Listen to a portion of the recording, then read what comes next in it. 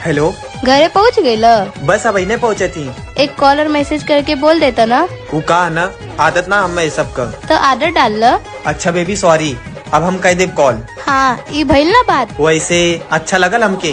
का अच्छा लागल? अच्छा लागेला हमरा कि तू हमारा पे हक जतावे लो।